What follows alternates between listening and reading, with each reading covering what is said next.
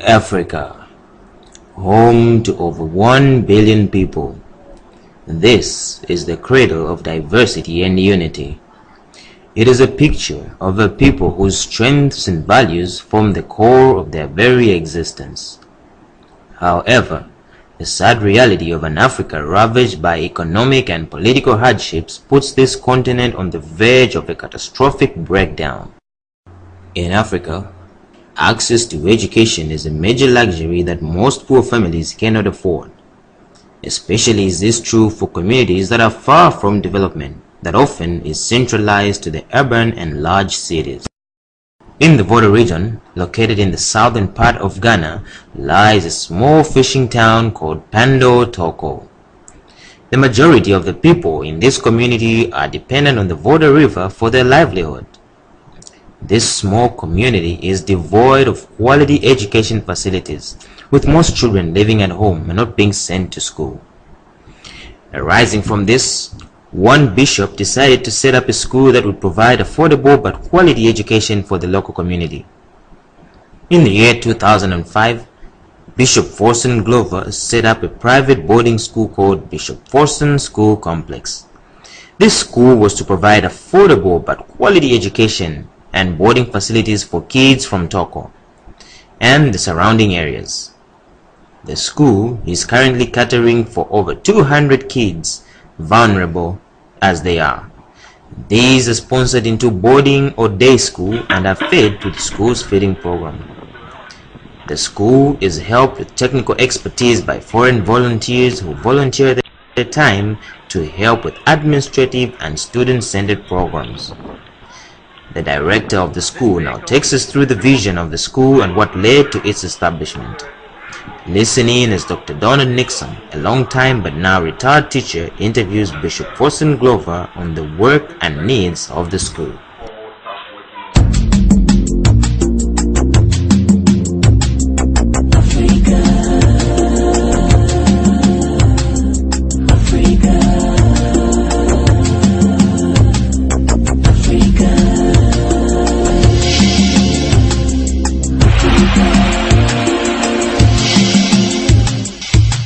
Beauty is the face of the African child, because in it hope for Africa's future lives.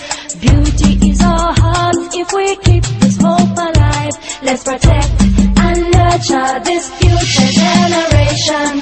Beauty is the struggle of our ancestors who sweat gave birth to sweet freedom. That is why today we can celebrate freedom, freedom. Let's celebrate our land. Freedom, freedom. Let's celebrate our land. Celebrate our land. Freedom, freedom. Let's celebrate our land. Freedom, freedom. Let's celebrate our land.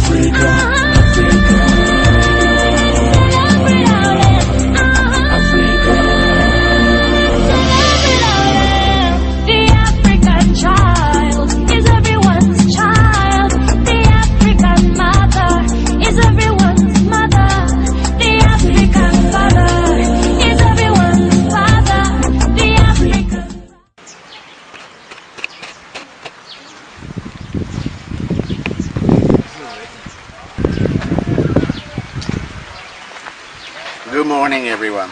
Good morning, Don.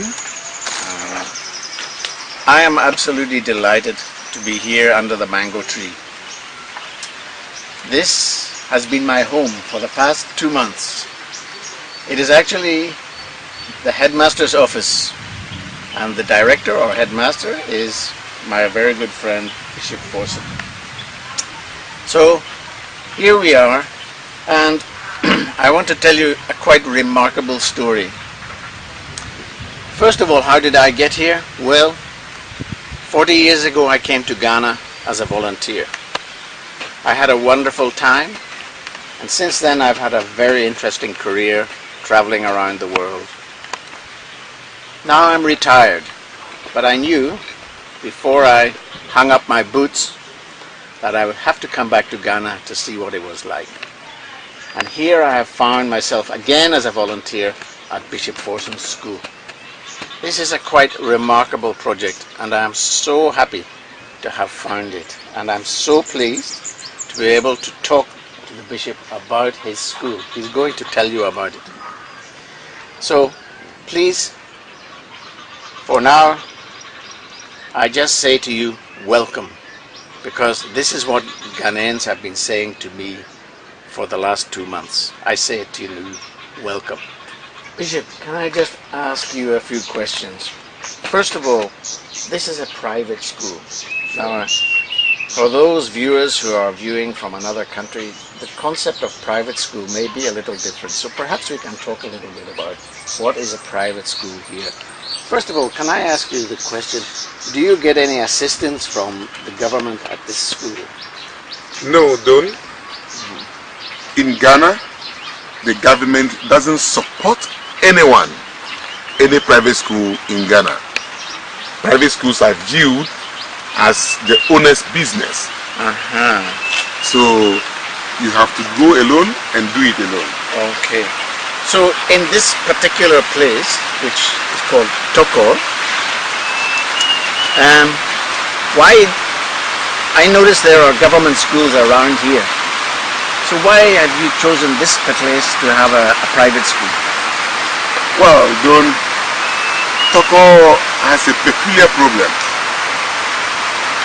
There are government schools, but quality education is not assured. So you cannot quality. It's about quality. Right. And the government school cannot even absorb the school-going age of children in Toko. Okay. So in your opinion, there was a need for basic education? There was a need for basic education, not only that, but quality, but affordable basic education. Right, okay. Quality and affordable, okay. So, can you tell me, Bishop, just a little bit how this particular school started in your mind? What motivated you to start it? Well, Don, it's a long story anyway, but yes, well, please tell us. Try to make it short. When I was young, I had to go to school on foot because where I live far away in a hamlet with my parents. We have to walk about 3 kilometers to school. And without sandal, without food, breakfast, and with load for our mother to sell at the market. I found out that this wasn't a dignified life, and I hated it. So even when I was a child, I used to tell my parents, when I grow old, I will be putting up a school, a big school to house orphans. Orphans? Orphans. It's like that was my target when I was young. Today, it has come to reality. Okay. And so, around what age were you having these dreams? I was around ages 6, 7, 8. Oh, that's very, very early. Yeah, very, very young to be doing that. Very, very young. Okay. So you had this idea, and you decided you wanted to have a school. And so did you buy the land with your own money, or did you get a loan from a bank or something? I bought the land out of my savings over the years. Okay. And do you mind telling me how much it cost the land? Yeah. Yes, that was 10 years ago. And excluding where we are sitting now, I bought it at 2,800 Ghana cedis. 2,800. That's about $1,000. Yeah, 10 years ago. 1,000 Australian dollars. Then 5 years after I acquired where we are sitting now, that also at 1,500 Ghana cedis. Okay. And the first building, the initial building, which one was that? Yeah, Donna, the first building is the administration block, where we do the normal school business. Okay. With your office? Yeah, my office inclusive. Okay. And then you had, looking around here, I can see you had a classroom block leading on from the administration Yes, block. I started with the administration block and the classroom stage 1, 2, and 3. Okay, that's primary. That's primary, Okay. lower primary. Okay, and then later you added secondary? Then later I added the nursery block. Oh, nursery. Okay, Yeah. right. Then from the nursery, the junior high school block. The junior high school block. And the dormitories? The dormitories were recently added. Oh, okay. That was in 2008. Oh, okay. 2008 specifically. Oh, okay. So I can see you have a kitchen here as well. You have 2 boarding houses, one for boys, one for girls. You have a toilet block at the back. So all the infrastructure seems to be here. So looking at the whole project now, what would you say is your #1 priority at the moment? If you had a wish, what would you like to do? Thank you, Don. At the first sight, you may think that all is set now because we have classroom blocks, Yes. dormitories, kitchen, toilet. But we are missing one particular thing. That is teachers' retention. Okay. The labor turnover is bad for private schools. All right. So Because why is that? We don't pay them well. Oh, okay. In the private school, though we compete with the government school Right. with our results, and our results are always better, Right. teachers are paid very little. But are your teachers trained? They are not trained. The reason we don't pay them well, but they can also take good salaries.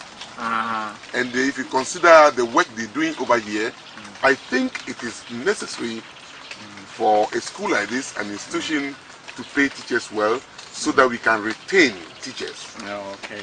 So a government school will get maybe what salary? Government schools, there are ranks. You have the ranking, and some government teachers, like the headmaster, takes around 1,500 Ghana cedis. No, but the average teacher? The average teacher takes about 800 Ghana cedis. 800. And your average teacher in the private school? Takes 100 Ghana cedis. 100. 100 Ghana cedis. Right. So that's about $40 Australian dollars. And if we can give them, I can give them, let's say 300 Ghana cedis a month. That would be perfect for them. They can do their savings and stay for about 4 years before leaving the school. Right. And this will give continuity to their work over here. So the teachers you're using are basically temporary teachers. They see this as a stepping stone to what? Exactly. It's a stepping stone. To what? To their tertiary education. So they go the to university, the teacher training college, or the polytechnics. Right. Yeah. So they're just going to stay here. So at the moment, your turnover, what's the average length of stay? Every few months? From 6 months to 1 year. Oh, okay. They just stay for 6 months. 6 months and to 1 year. And then they go to You may lose university. a teacher.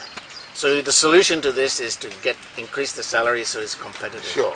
You increase the salaries, they will stay longer, and their work there will be continuity for what they do over here with the kids. Right. One of the things I've noticed here, Bishop, since I've been here, is there's a slightly different atmosphere from the government school where I used to work in the upper region 40 years ago.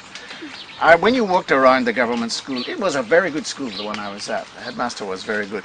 But there were often classrooms without teachers in it. There was teacher absenteeism. I've noticed that doesn't seem to happen here. So to what do you attribute this? If you're not paying them, what's happening? Well, it is the type of administration I operate over here. It will interest you to know that they are free to come to my office. They're free to talk to me when they have problems. And we lay emphasis on teacher training. Yes, okay. Where we create the awareness that they need to be in school every day, and they need to see to the welfare of these kids. Well, sometimes you can tell people to do things and they don't actually do it, Bishop, but in this case it seems that they do actually listen to you. Yes, it is the trust So level. I'm quite impressed with this. And of course I'm also impressed with the students. I just find them a total delight, the students here, in terms of their politeness and their willingness to work, their willingness to do anything which I ask them. Now this also was true 40 years ago, but so you've got this combination of willing students, staff who are working for you. This is a wonderful thing to work with. Can I ask you just a little bit about numbers of students? How many students do you have in total? Well, as we talk now, we have 253 students in the school. Right. Okay. And the boarders? How many are boarders? You have some that are boarders. Boarders, we have 32 boarders now. Right. And can you tell me a bit about the boarders? Why are the boarders here? Are they from... well, Donna, you see, my vision is to provide quality but affordable education to those kids who, through no fault of theirs, find themselves in a very poor condition. Now, you realize that many of the boarders are children who have no parents, they have lost their parents, or they have single parents. Those at the boarding house, they are either brilliant but needy or needy. So I brought them here and I'm looking after them. Right. So how would you have recruited them? Where did you find them? You know, I got them from the marketplace and from the roadside. Most of them are street children. Right. And I got some of them as little as 4 years. Like Upper Gosway, Abu Delight, Abu Brahma. They came here when they were 4, 3, and 5 years. Today they are big boys anyway. Okay. They seem to like this school. I've noticed that. This is one thing I find fascinating because the students seem to enjoy being here. They're not trying to run away. Is that correct? Yes, you're right. Don, you know what I did, and which is working for me, is I make sure school becomes attractive for these kids, so that they want to be in school, they want to stay in school, they don't have reason to be out of school, and it's really working, as you have noticed. Well, I have noticed it, and so let's say then, okay, it sounds very good. So what are in terms of the daily operation of the school? You know, you ask anyone in a school and usually they'll talk about discipline as the #1 issue or something. So for you, what is there is discipline an issue here in the school? Discipline is not an issue here, don't? They don't want to escape. They don't have the need to escape from school. Well, you may have kids going to town without permission. Right. Why would they go there? Because there will be football match just at the park over there. All right. Okay. Some have left their books with their friends who are day students. They may just dash there, get those books and come back. But they're not going to take alcohol? No alcoholism. Or drugs? No drugs. No use of offensive weapons. Right. No use of gun. What about smoking? Smoking, no. No smoking. And I don't think I've ever been in a school where smoking has not been a problem. This is the first school. Yeah, this is. And amazingly, no stealing. No stealing. Okay, this is nirvana. No stealing. Yeah. Okay. So going back again to the capital projects, are there any other capital projects you would like to expand? Although the infrastructure does seem to be pretty good. Now, as you can see, the junior high school block is uncompleted. Yes, yes. Parts are not plastered, and the electrical wiring are not complete. Yes, yes. Then if you go to the dormitories, they need to be upgraded. All right, yes. We need a dining hall. Look at them eating anywhere. And the dining hall would have been preferable. Yes, yes. What about textbooks, Bishop? No, don't have textbook. It's a problem. those kids that are in the boarding house, and I'm looking after, I don't have money to buy textbooks for them. The government doesn't give the school textbooks, even though they give to the public school. Right. And those parents can hardly afford to buy textbooks for them. Right. So yeah, basically some of the day students will be able to afford textbooks. Some of them, but not all of them. Not all of them. Yeah. So when you go into any class, I've noticed that about half the students don't have the textbook, Sure. and usually the teacher has it. But it must be very difficult for the teacher to actually teach if all of the students don't have the textbook, because then they have to pair off and so on. Sure. So it is an issue. It's an issue. It's a big issue. Oh, okay. Not only an issue, a big issue. So what would be the solution? To get a sort of class set of textbooks in each subject, and which you could hire out to them or lend them? Yes, the initial plan is to get textbook for each class. We don't hide it, but we keep it in the cupboard. Oh yeah, and lock the cupboard. And as they go from one stage to another, they are sure to have their textbooks. Oh, okay.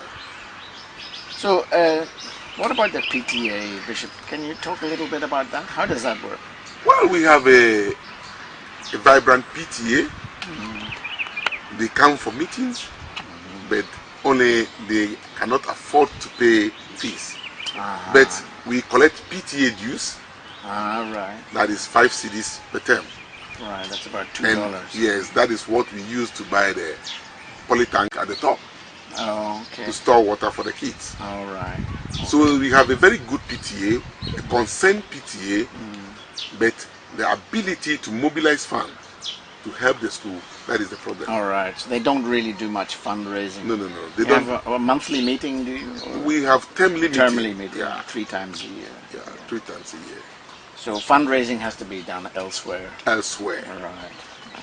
If we could just return to fees again, Bishop. You talk about the fees for the boarders. Now, the average cost per year might be how much? Well, the average cost per year For is a about boarder? 1,500 Ghana cedis. Right. That is about $500. Yes. Okay. To keep a child at the boarding house. And how much of that is tuition?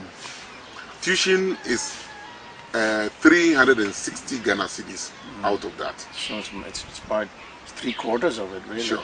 Oh no, tuition is only about a quarter of it. A quarter of it. Quarter of it. The rest is for food. Food. Yeah. So food is the issue in boarding. Food is the issue, Ah. and the food must be prepared. Ah. We have to use firewood, Firewood. Yes. and right. it's our major problem over here. Ah. Okay. Right. It's a major problem. It's expensive. Very expensive. Right. Okay. All right.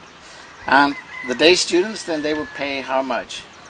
The day students who are in junior high school pay only tuition of 120 Ghana cedis a term.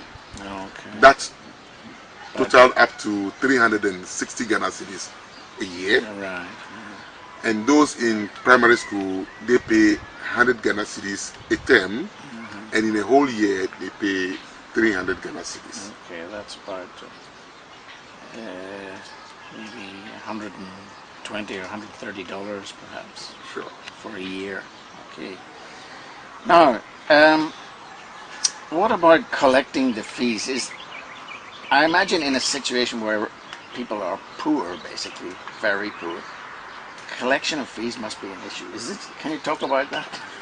Do you spend a lot of time doing that? It's the biggest issue, Ah, and we spend a lot of time trying to collect fees, and fees are paid in bits, little bits. right. That affects our receipt book, because fees of 100 Ghana cedis may be paid 5 times. So basically, you have to be very flexible about fee collection. Is that right? Very flexible. Yeah. In fact, in the boarding department, they don't pay any tuition anyway. They don't pay anything, So you- and that is breaking the school, Ah. and is bringing my vision to an end. Oh well, I hope not, Bishop, because I can't see it coming to an end yet. I will you, John. certainly do my best when I go back to Australia to try to raise some funds to help, especially with the boarding department. I appreciate that. It's been an absolute delight to have talked to you, Bishop, and indeed it has been a delight to have been in this wonderful place for 2 months.